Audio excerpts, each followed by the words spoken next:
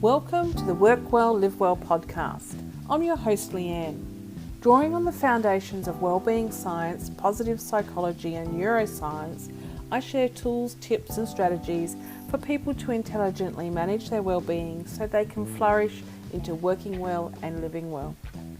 In this episode, I'm talking to Dr. Michael Steger, a professor of psychology and the director of the Center for Meaning and Purpose at Colorado State University. He is an internationally recognized authority on the benefits of finding meaning in one's life and in one's work.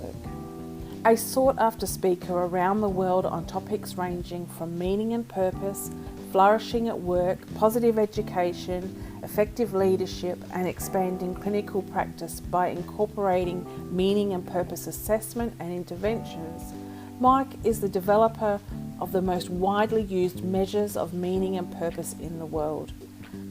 He has published his research in more than 130 peer-reviewed journal articles and book chapters, and 3 books, including Designing Positive Psychology, Purpose and Meaning in the Workplace, and the Handbook of Positivity and Strengths-Based Approaches at Work. So, let's get started. Thanks, Mike, for joining me today. It's a pleasure to be here. I'm really interested, as a follower of your work, what enticed you to research meaning? I came at this probably from an orientation of discontent rather than an attraction to contentment. So for me, the biggest things I kept thinking about from childhood, I think even, was there's got to be more than this. You know, I grew up in a rural area. It was so homogeneous. There just seemed to be like one way you're supposed to do things, and if you questioned it, there were repercussions to that. And as a pretty distractible, curious kid, I found that to be horrible.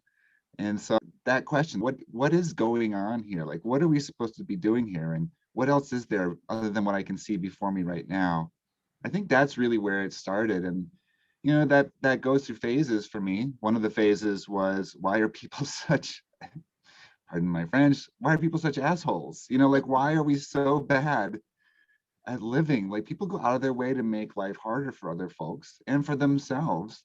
And really at the bottom of it, life is kind of optional. So, I mean, you're choosing to be here in a sense. So why are you choosing to be terrible when you're here? And that was just a mystery to me. Like, I couldn't solve it. I couldn't figure out why it was that way, why there's so much hurting, why there's so much confusion, so much wasted time, so much just casualness with this all. So I think that those sort of things were always part of who I am. And weirdly enough, I just knew I was attracted to that concept of, what are we here for? Why am I here?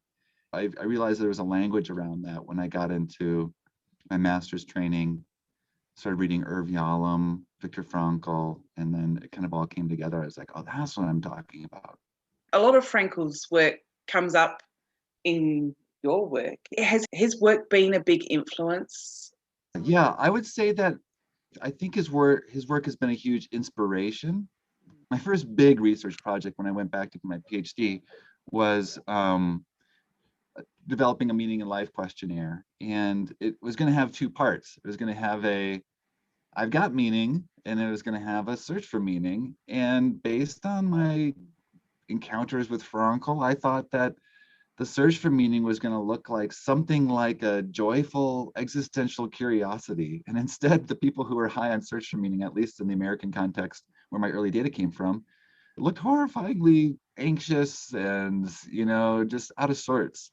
Yeah. And so from that point on, I felt like I needed to maybe dig into different models and start following the data. And so I would say that I keep going back to Frankl for inspiration, because if you just did one thing around meaning, reading the first half of his book, Man's Search for Meaning, there is so much in there. Like, just the first half, that's the story of how he had this idea that human beings are driven by a need for meaning. This was in place before the crux of his life experience, which was being imprisoned in the concentration camps of Nazi Germany and losing all of his family members and seeing so much death.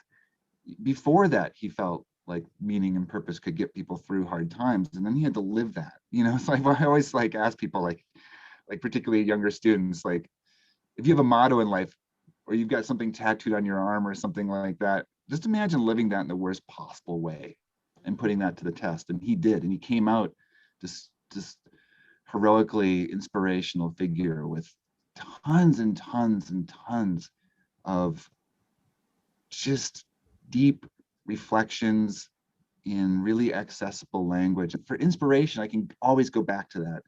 But for influence, the field has moved so far since the data that he was able to draw on and the experiences he was able to draw on that.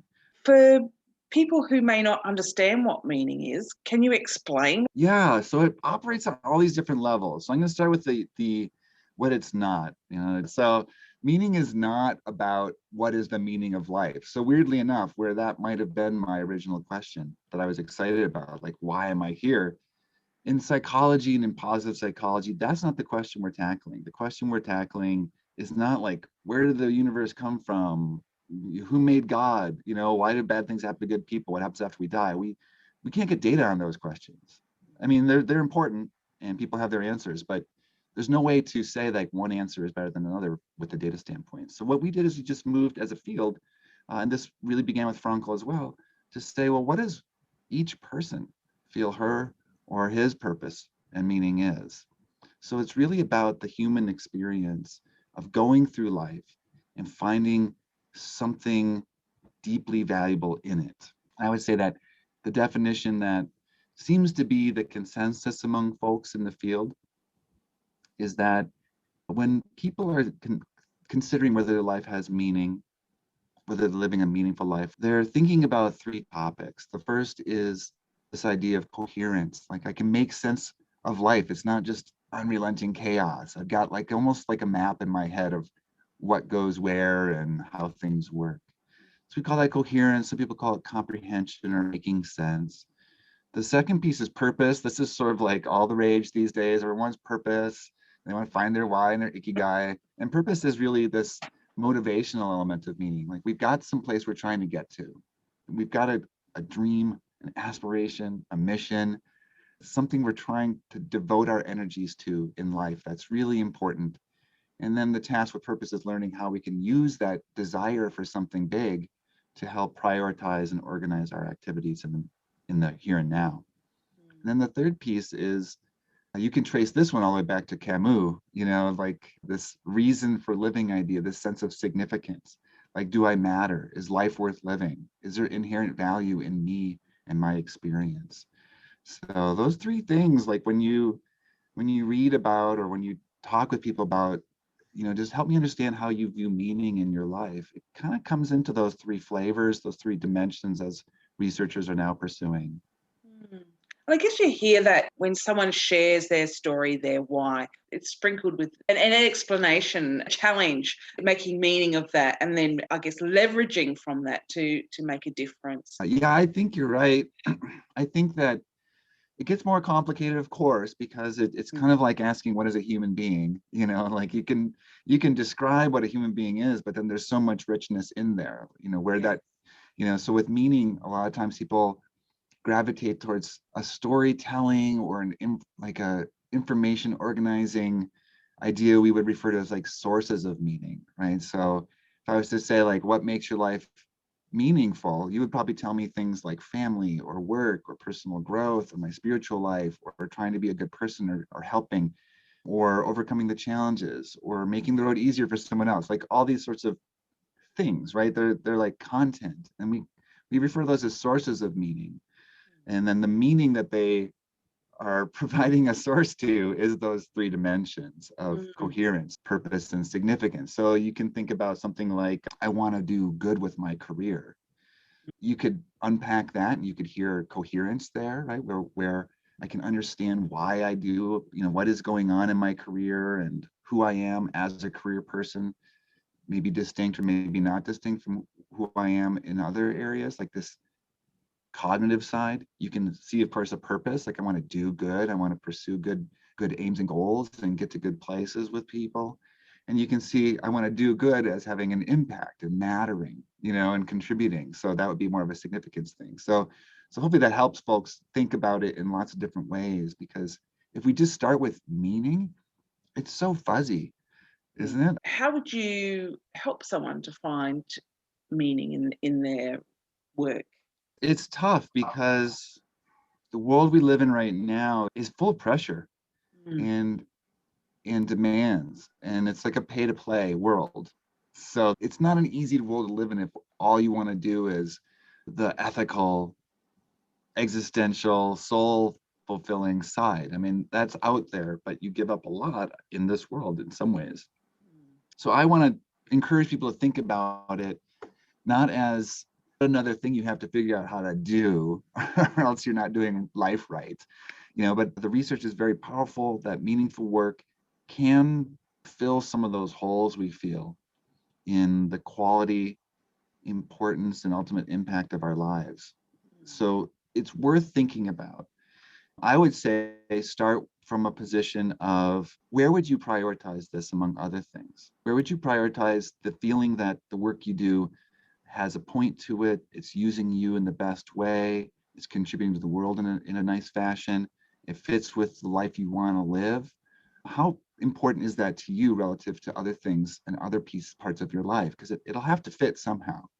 For me, I can say this from a position where I recognize the privilege I was born to as a white male in what was at the time the wealthiest country in the world, right? Lower middle class.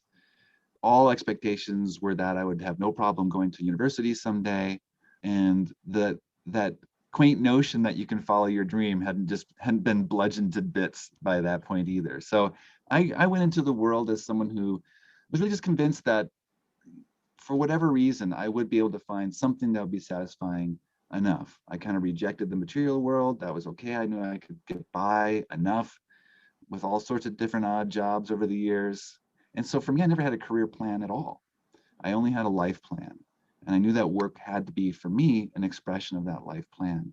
That's not everybody, like I have no ambition. That's a distasteful state for a lot of people to be in. Like, like striving for all these work related things. I just can't get myself to care, so like that's me. And I want to make sure that everyone feels really, really empowered to go into who they are and find the right recipe for who they are. So that's a big part of it. Your blend of obligation, ambition, and meaning might be a little bit different, and you can mix them all however you want. The metaphor I would use, though, for people to think about this is one that I think reflects the privileged state that I came in, and the fact that that's not globally distributed, that there's a lot of people left out of feeling like the world is going to have open doors for them. Instead, it builds walls in front of where they want to go. I think of meaningful work as like nice, fresh vegetables, right? So that if you have it, you'll be healthier.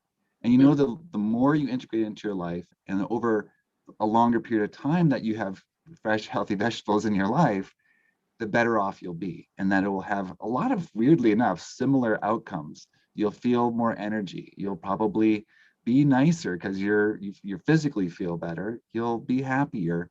You'll probably, at least on the meaning and life side, we know that there's tons of evidence that you'll live longer too. And so it's a nutritional cornerstone of life. But of course, we know that we can get by without it when we need to, and that it's very hard in industrialized societies for people on the margins actually to get a steady supply of fresh vegetables. Whereas if you look back to traditional lifestyles, that was all people had to eat. You know what I mean? So like, it's like we've lost something that was just built into just us existing.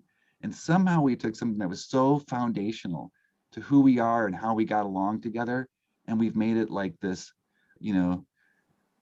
I'm dating myself, but like a yuppie good, like a bougie sort of thing to have, like fresh vegetables. Like, it's very weird because now, once that industrial revolution occurred and we got through the feudal system disasters and all this sort of stuff, it's like you have to pay to get back a part of your soul. You have to give something else up. You see this really clearly when you look at how much teachers and nurses are paid versus hedge fund managers, right? Teachers and nurses are paid in meaning and not in money. Yeah. So it's like our society has flipped things around. So I would just say, like, don't beat yourself up over it if what you're doing right now is just getting by for a while, right? Yeah. I mean, you've got time to work towards things, and there's lots of ways that you can try tweaking and playing around. The main idea I want people to get from this is that it's like leafy vegetables, leafy greens, your broccoli. You can get by for a while without it. It's better if you can get it. And then also, just think of meaning less as like you have to be the next Nelson Mandela, or Malala Yousafzai, or that's not what you need to do. Just be a little bit of a mad scientist in your life. Like, experiment with things. Like, try experiments from across the board of positive psychology, all sorts of wisdom tips. Just see the work with it, and don't worry if the stuff that the experts say is going to change your life doesn't. Try the next thing, so like have a little fun with trying to figure out what's meaningful for you, and you can do that in the workplace too. Yeah, I love that. Understanding the ingredients that make up well-being, meaning is a very important ingredient in that recipe. That has become really clear that you ought not define well-being without having meaning be a part of it. Yeah. How does meaning benefit our well-being personally and professionally? I think there's probably 3 routes. We can say that it does. There's thousands, and that's no joke, thousands of studies that make links between meaning in life and really any way of measuring well-being or health that people have concocted out there. There's brain imaging studies. There's studies of the inflammatory cytokines in our bloodstream. There's studies of heart rate variability. There's studies of life or death. There's even studies in the context of Alzheimer's and amyloid plaques and neurofibrillary tangles and things like that. So there's some hardcore bio stuff. There's the stuff where people just are having more fun in life. There's the things where people are better relationship partners. I mean, there's just it's across the board. Meaning is easily, in the top 3 most well-documented parts of a happy life. So then the question is, like, how does it do that? That's harder because it's very difficult to induce meaning momentarily in a pure way. We really have to follow people over time and extrapolate from statistical models. What we think is the main route, or the most well-researched route, is a stress buffering route. So when you have a sense of meaning, as Frankl carried forth Nietzsche's maxim that we who have a why can endure any how, that does seem to play out in research, that when we have a why or a purpose or a meaning that keeps us grounded and becomes our focal point, I like to think of it as like the Southern Cross as opposed to the North Star, because the Southern Cross is a collection of things, and somewhere in there is the direction we want to go, as opposed to the North Star being just one point of light. Then we can kind of traverse the brambles in the way and the ravines and things like that, and that seems to hold up. An investment in meaning is investment in resilience in the face of stress and setback. The second piece seems to be that an investment in meaning is like an investment in our lives and putting stakes in our lives, that when we think our lives are meaningful, we want to nurture them. We want them to be better. So we're less likely to do things that are damaging. We're a little bit more likely to be physically active. We listen to doctors when they tell us to cut it out. We eat more healthily. We are less susceptible to drug and alcohol problems. We also have more positive and pro-health attitudes towards contraception and prophylactics, for example. So there's just a lot of pieces. When we think we have a meaningful life, we're in it. We want that life to go well, and we listen, and we're on the lookout for things that keep nourishing it. And then finally, you can't talk about positive psychology without going back to the wondrous Christopher Peterson, who of course passed on, but his summary of positive psychology research in, I think, mid-2000s was Other People Matter. And we do see lots of deep-hearted give and take, not necessarily like only the workplace transactional stuff that we hear a lot about with give and take, but like the deep soul to soul, heart to heart, we're in it together sorts of ebb and flow of concern and help and assistance. So people who are high in meaning, they have better relationships across the board, better friendships, better romantic relationships. In marriages, they're more satisfied. And as a sidebar, in case anyone cares, people who have high sense of meaning in life are more satisfied with their sex lives, even though the frequency of sexual engagement between married couples isn't related to meaning, it's more deeply satisfying. So it's just like they're just better. They help more, they give more to charity, they're better listeners, weirdly enough. It's like I think they're just you can actually even detect it without knowing, right? So there's a study by Nathan Lambert and Tyler Stillman, and they had a bunch of people introduce themselves and had people judge whether they'd like to keep interacting with them. And it was the people who are high in meaning who are seen as like better people to hang out with. But the judges didn't have any access to those people's meaning ratings. They just were attracted to that sort of approach to life. So I think that builds that critical social resource for us Yeah. as well. So those would be the three paths: stress buffering, proactive engagement in nourishing your own life, and then deep-hearted being there and giving and receiving gifts that really matter from other people. I think it's been a time where we've been awakened to life and asking those questions that you've posed throughout this discussion. Why am I here, and what difference can I make? Do you think increase in meaning has occurred because of that? It's hard to say. Yeah. So there is some research showing that people who have a strong sense of meaning are faring better during the pandemic than those who aren't. We do know that if the COVID pandemic is similar to, let's say, a natural disaster, that there's evidence that people who have a sense of meaning are more resilient there, and that the majority of people who are very negatively affected will make meaning of that experience and grow through their stress and adversity. Call it post-traumatic growth.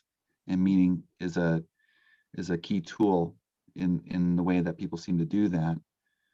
On a broad level, it's weird. I think that there's competing mandates. We know that the way that we've been doing things is not good enough. It's not good enough in humanitarian sense. It's not good enough in ecological sense. It's not good enough in an ethical sense. It's not good enough in an equitable sharing of resources sense. It's not good enough in a public health sense. It's not good enough in responding to threats that we see as incredibly obvious, and yet we decide to do nothing about. So that was the way things were: broken, destined for apocalypse, right? I mean, like, if you just look at what was happening, there were signs of good, but there were signs of people willfully deciding we don't want to do anything about this boulder rolling towards us. We don't even want to step out of the way. We just want to keep pushing other people in front of us, and maybe the boulder will crush them and slow down. I mean, it's just insanity, right? And that is human nature, to look at not the big stuff that we need to do, but the little stuff that we can check off lists. So we've got that. We know that where we were before the pandemic was a disaster. If anyone can remember the beginning of 2019, no one was like, sweet, this is going to be so awesome to see how, all the various wars and economic, disparities and rise of authoritarianism and racism. Can't wait to see how that turns out. We weren't great before the pandemic. And now we're seeing that people are saying, like, everything is going to change. It really makes you think, there's the dawn of a new era. Nothing ever be the same again. And yet, almost all of what people are putting their energy behind is just going right back to the status quo. Mm. That also is a very human thing. Like, we know how that old system worked. And even if it worked such that it was going to kill us, we would still prefer to do that than to mess around too much and try to learn a new way. And you're seeing, like, why I'm not a classic positive psychologist, because I have an innate positive view of human nature, but somehow when we get together, the flaws that we have, the little errors that we have, are compounded to such a degree that we are really, really bad at facing slow moving and slow to solve problems. And that's what we're facing as a society right now. What people seem to want to do is just to go back to normal. And we ought to know that that's not good enough. At a time when our ability to find meaning may be challenged, can you help listeners understand how they might begin to cultivate meaning in their lives? I don't believe that the best approach to meaning is to only focus on the happy, clappy, party side of life. I think that the path to meaning lies in embracing wholeheartedly life. And that includes a lot of pain and a lot of challenge and even fear and anxiety, as well as love and compassion and self-care and belief in a better future. Like, we have to have all of that, in my view, to have a meaningful life. That's why meaning is different than life satisfaction or happiness or any of these other things. Meaning is about the whole enchilada, as we say, for some reason in the US, right? It's about the whole thing. And so I will not shy away from it. And I think that people shouldn't either. Like, we can handle this stuff. We have to at least hold in our minds the idea that we can live in a world that has pain and difficulty and threat and risk, and that we can still thrive there. And that on top of that, sometimes the most meaningful things are the way that we confront challenge, stress, adversity, heartache, all of it. So for me, that's a big part of it, is to start to open yourself to the fact that some element of happiness is struggle, and that element is going to be very meaningful down the road. If we have two choices here, we can, frolic away, and we can drink wine and hang out at the beach. Not in Colorado, but you drink wine, hang out at the beach, and we'll just wait for the apocalypse to come to our shores. But what do you look back at if that ends up having been your choice, as opposed to trying to blend it? Like, have some fun, have a light heart when you can, but also change. Make the changes now that will be meaningful to you and that you'll be proud of and justifiably will view as meaningful and purposeful down the road. So that's going to require a little bit of open eyes, and it's going to require overcoming some of our worst temptations. So for me, one of my worst temptations is to just turn inward and say, I'm done with people. You can probably sense that, right? And I'm like, oh my God, we are not worth it, So, and I include myself in the bunch. I wouldn't want to hang out with myself if I was me either, right? So, like this idea that it's just easier in some ways to stay in my house during COVID and enjoy my family and my weird little hobbies and the books that I like to read and all this sort of stuff. And I can just let, like, why bother trying to engage in different ways of going about things and convince the people who seem so dead set on destroying us all, whether through ignorance, laziness, or animus, right? So that's my temptation, is just to be like, fine, I guess we're all going down. I'm just going to practice being resigned to it. But I need to overcome that. If I don't see that as a flaw in myself, if I don't see that as a risk, and if I don't understand that the reason that's there is because I care, but sometimes I feel hopeless, then I don't find a meaningful path forward. So it's like, for me at least, and I think this is something that it's okay for folks to play around with, is for me, it's recognizing that the sadness, the sense of already grieving for a future that I thought my kids would have that they can't now because of the decisions we've failed to make. It's a sense of recognizing that after all my work in my life of trying to be a more open-hearted and caring person, I'm still just so quick to say, like, well, let's write off humanity, so like there's flaws in me, there's flaws in the world, and there's pain in recognizing that. But that's where the seeds of my positive and meaningful change will be. And so that's the deep work. Now, the light work, which we all need a little bit of light stuff, is like on that mad scientist path. And I think there's two ways to do this. Like, and they're pretty easy ways. One is maybe a little bit harder depending on what your friends are like, but have a quick conversation with some of your friends about meaning. Weirdly enough, we don't talk about it. Like, it's way easier to get a recommendation from one of your friends on what Netflix you should stream next than it is on what you might want to experiment with to feel a little bit more meaning in your life. That's topsy-turvy, but have a little chat, like share something that you thought was meaningful. Ask your friends what they thought was meaningful. I would just initiate some of those conversations and take notes and commit yourself to experimenting with 3 suggestions out of the blue from friends, family that you might never have tried otherwise. Like, try on someone else's shoes for a little bit and see what their life is like when they try to do something meaningful. And then just, did it work? Did it not? One of the things that I really, really miss and has made this last hard is travel. Like my creativity is so much higher when I get to be in a new place because I just wander around. I see things. I'm exposed to new ideas. So try to be a stranger in your own strange land for a little bit. Just let yourself just wander. Try something just weird and new that you think like maybe a tourist would do in your area, or maybe like a lost stranger would like find themselves in, and just see what happens. Like see what little new sparks are lit for you. Yeah. I can share with you throughout the COVID experience, the posts that you would share out in nature gave me that opportunity to kind of travel somewhere where I couldn't go at the time. Thank you for that. That's very kind. I kind of fell off doing those. Like a lot of things I tried during COVID, I just lost steam after a while, but thank you. I'm glad someone was looking at those.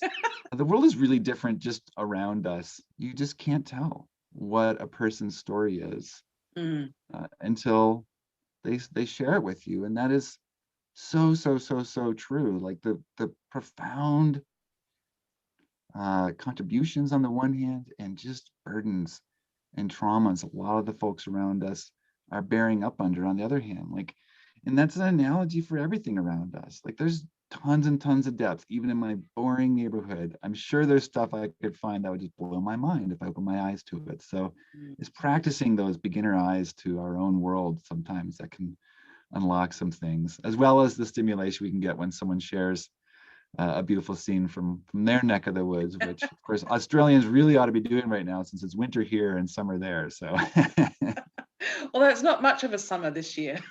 Is it? Yeah. No. Sorry to hear that. Besides your own fantastic work, is there a book or TED Talk or words of wisdom that you'd like to recommend? Yeah, I think of course Viktor Frankl's Man's Search for Meaning. It's a must do. And there was a book by one of my collaborators recently.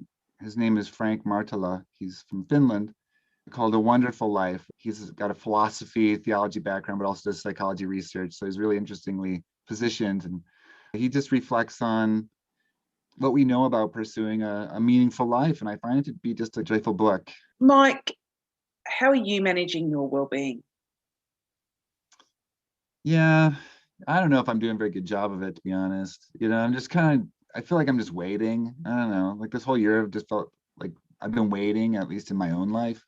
My kids' lives are moving really fast in positive and really strenuous directions for them. They're really applying tons of effort on things that are really cool to see. And we get to spend way more time together because of COVID than we would have otherwise. Like I said, meetings about all of it. And COVID pandemic is awful, but if there's a kernel of good in it, then I don't want to neglect that. And the kernel of good in COVID has been appreciating the little world that I can live in with my close friends and family. I would say that another gift of COVID has been being happier with a way smaller world and a lot less. So yeah, I don't know. It's all about lessons for me. Learning is such an important ingredient.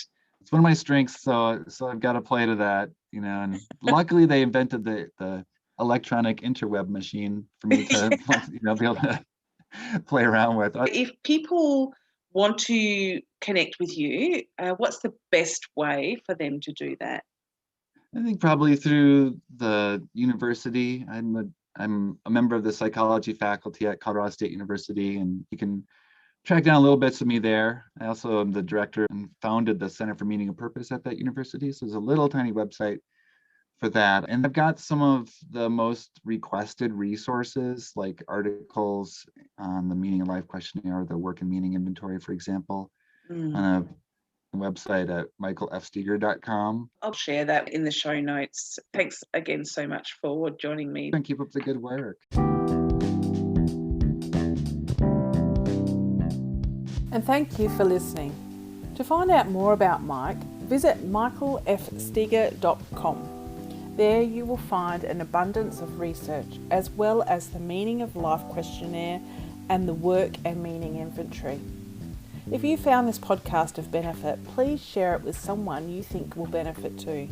I love to receive your feedback, and I would be grateful if you could rate this podcast on iTunes. I invite you to connect with me through LinkedIn and Facebook. Thanks again for joining me. Until next time, wishing you well-being. Bye for now.